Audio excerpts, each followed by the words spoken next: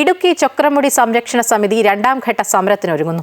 കയ്യേറ്റം സ്ഥിരീകരിച്ചിട്ടും തുടർ നടപടികൾ വൈകുന്നതിൽ പ്രതിഷേധിച്ചും ഉന്നത ഉദ്യോഗസ്ഥരെ രക്ഷപ്പെടുത്താനുള്ള നീക്കത്തിനുമെതിരെയാണ് ചൊക്രമുടി സംരക്ഷണ സമിതി സമരം ശക്തമാക്കുന്നത്.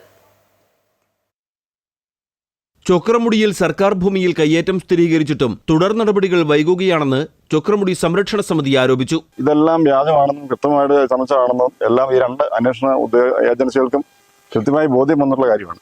എന്നിട്ട് പോലും ഈ ഹിയറിംഗിനെ നീട്ടിക്കൊണ്ടു പോവുകയും ഈ അവിടെ കോടിക്കണക്കിന് രൂപയുടെ മരങ്ങൾ വെട്ടിക്കടത്തുകയും അതുപോലെ തന്നെ പാറ പൊട്ടിച്ച് കടത്തുകയൊക്കെ ചെയ്ത കുറ്റക്കാർ ഇപ്പോഴും പുറത്ത് നിൽക്കുകയാണ്. കയ്യേറ്റക്കാരെ സഹായിച്ച 3 ഉദ്യോഗസ്ഥരെ മാത്രം സസ്പെൻഡ് ചെയ്ത് ഉന്നതരെ രക്ഷപ്പെടുത്താനുള്ള നീക്കമാണ് നടക്കുന്നതെന്നും സമിതി ഭാരവാഹികൾ ആരോപിച്ചു.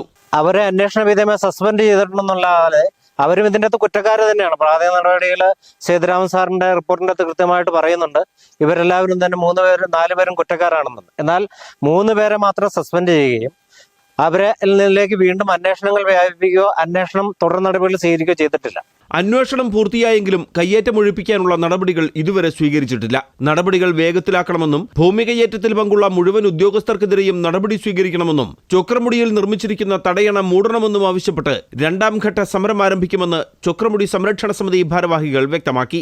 മൈനോളജി അവിടുന്ന് ഉദ്യോഗസ്ഥന്മാരും അതുപോലെ പഞ്ചായത്തിലെ സെക്രട്ടറി ഇവരെല്ലാം പോയി കൂട്ടായി സന്ദർശിക്കുകയും അതിനടിസ്ഥാനത്തിൽ ഇത് മൂടാമെന്ന് പറഞ്ഞിട്ടുണ്ട്. ഇത് മൂടിയില്ലെങ്കിൽ സമരസമിതി അതിനെതിരെയും ശക്തമായ സമരം ആയിട്ട് പഞ്ചായത്തുമായിട്ടും ബന്ധപ്പെടുന്നതാണ്.